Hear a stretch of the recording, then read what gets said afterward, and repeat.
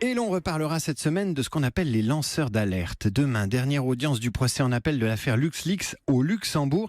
Et mercredi, début à Paris du festival Lanceurs d'alerte à la Gaîté Lyrique. Bonjour Florence Hartmann.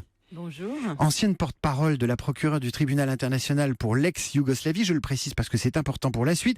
Auteur surtout du livre Lanceurs d'alerte, les mauvaises consciences de nos démocraties. On va essayer de rendre clair ce qui est extrêmement complexe. On va pas refaire le procès de l'affaire LuxLeaks qui met en cause un journaliste, deux lanceurs d'alerte, Antoine Deltour et Raphaël Allais, à l'origine du scandale sur les pratiques d'évasion fiscale de certaines multinationales. Mais d'abord, de votre part, j'aimerais comprendre comment des juges peuvent à la fois reconnaître que les prévenus ont agi pour l'intérêt général en diffusant des informations sur cette fameuse évasion fiscale, tout en étant hors la loi. C'est justement la difficulté du lanceur d'alerte parce que l'information qu'il révèle n'est pas accessible au public.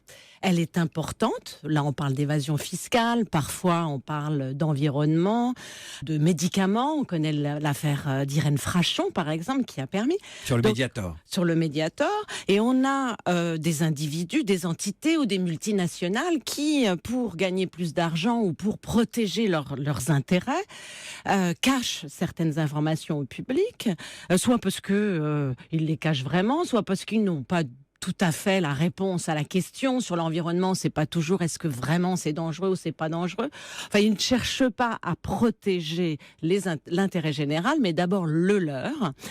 Et à un certain moment, cette information est vraiment néfaste pour la société. Et une personne à l'intérieur a cette information avant les autres. À l'intérieur de l'entreprise, de l'administration, de l'organisation, un salarié, quoi. Voilà, par exemple. C'est pas un journaliste. Le journaliste n'a pas encore découvert l'affaire. Donc là, l'information est tellement cachée que simplement les gens à l'intérieur, les insiders, comme on dit en anglais, peuvent le savoir.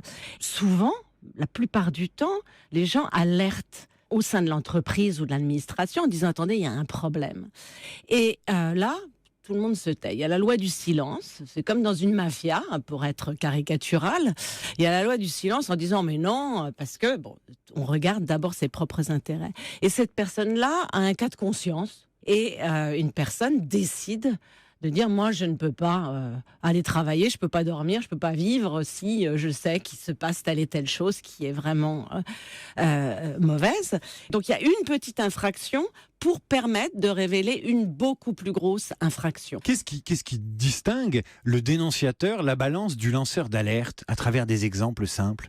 La définition est justement focalisée sur cette différence, c'est que le lanceur d'alerte agit dans l'intérêt commun et jamais pour son propre intérêt ou son propre profit. Exemple. On a tous en tête un film, c'est Erin Brockovich, mais des exemples qui sont arrivés récemment. L'amiante, on l'a su 30 ans avant, on a mis 30 ans à désosser les immeubles, les universités, les écoles où nos enfants, nos jeunes grandissaient avec de l'amiante partout alors qu'on savait qu'il y avait un risque qu'on aurait pu vérifier beaucoup plus tôt. Une balance qui, même la classique dans la police qui fait ça pour un billet ou une réduction de peine, le fait pas pour le bien de la société, mais le fait pour soi-même. Donc il y a une énorme différence. Florence Hartmann, mi-décembre, la Cour d'appel de Paris a reconnu la qualité de lanceur d'alerte à un salarié de la banque Natixis dont elle a demandé la réintégration. Ça veut dire qu'il y a aujourd'hui en France un dispositif, un arsenal législatif qui protège les lanceurs d'alerte.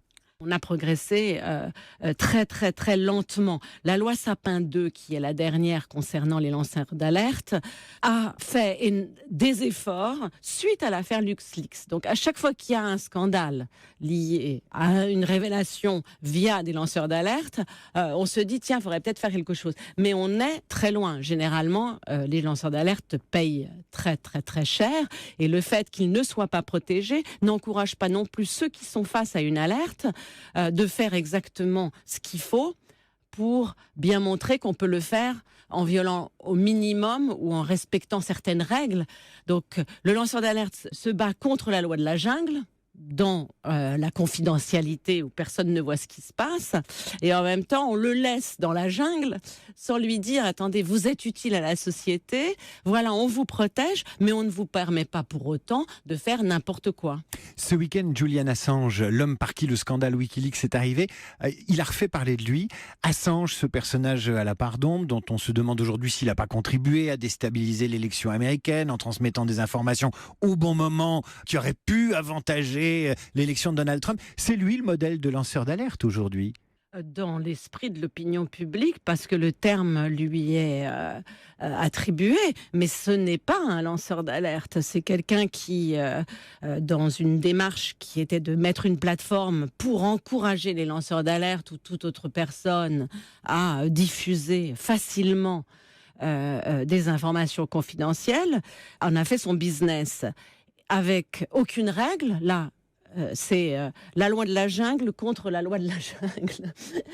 Donc moi, je ne suis pas du tout favorable à ça. On balance tout et n'importe quoi. Dès qu'on n'est pas content ou qu'on pense que c'est confidentiel, on balance. Donc on mélange tout, on ne sait plus. Florence Hartmann, cette émergence de la notion d'alerte au plan international, ça dit quoi de l'époque, du fonctionnement de l'économie, de la diplomatie, des entreprises ? Il y a une perte de confiance dans les institutions, dans le monde des affaires, dans tout. Peut-être parce qu'il n'y a pas assez de publicité sur ce qui relève de la chose qui peut être publique. Ça nous éviterait énormément de théories du complot, ça nous permettrait d'avoir plus confiance et de se sentir plus comme des citoyens participant à la vie quotidienne. Florence Hartmann, vous êtes journaliste. Vous-même, vous avez fait quelques jours d'emprisonnement pour avoir, dans un livre, divulgué des informations confidentielles appartenant au tribunal pénal international de La Haye. Mais vous étiez journaliste. Qu'est-ce qui se passe dans la tête de quelqu'un qui est emprisonné pour avoir divulgué des éléments de vérité, journaliste ou pas ? On a envie d'être dans votre tête à ce moment-là.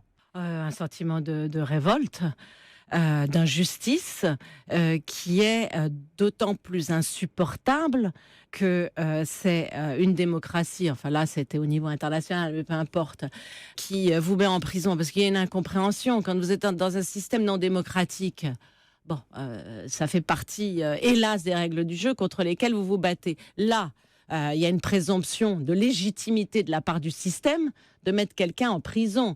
Le prisonnier, il dit non, je suis innocent, mais la société considère qu'il y a nécessairement une bonne raison pour vous mettre en prison. Donc vous êtes dans une impossibilité d'expliquer la dérive qui se produit. Donc j'étais absolument révoltée. En plus, j'étais dans une prison, il y avait des criminels de guerre.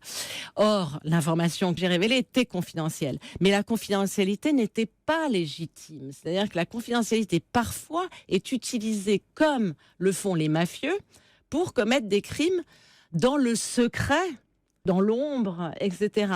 Donc la confidentialité, ce tampon, même par une institution ou une entreprise qui a droit au secret des affaires, qui a droit au secret diplomatique, parfois la pose sur des documents simplement pour cacher une irrégularité. Donc le travail du citoyen comme celui du journaliste, et c'était mon cas, c'était une institution pour laquelle j'ai travaillé certes, mais j'ai fait mon enquête après parce que mes collègues journalistes ne l'avaient pas faite, donc je me suis mise à ce travail, et la confidentialité n'était pas légitime. Des juges avaient triché lors d'une décision et avaient dit nous n'appliquons pas la loi, et moi j'ai levé la confidentialité pour dire voilà ce qu'on fait derrière le tampon officiel qui empêche la société de savoir ce qui se passe quand c'est illégitime.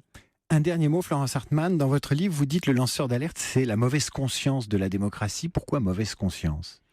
En ce sens que c'est une personne qui utilise les mécanismes démocratiques pour montrer que quelque part la démocratie ne fonctionne pas. Il n'y a pas à s'inquiéter que la démocratie ne fonctionne pas. La seule chose, c'est qu'elle doit accepter que chacun participe à sa manière pour rectifier le tir, et comme ça tout fonctionne parfaitement. Florence Hartmann, merci à vous d'avoir été avec nous ce matin sur Europe 1. Je rappelle le titre de votre ouvrage, Lanceur d'alerte, les mauvaises consciences de nos démocraties. C'est paru chez Don Quichotte. Et je rappelle aussi le festival Lanceur d'alerte, premier grand format de la Gaîté Lyrique. C'est cette semaine, ça commence le 11 janvier et ça dure jusqu'au 29. Merci à vous.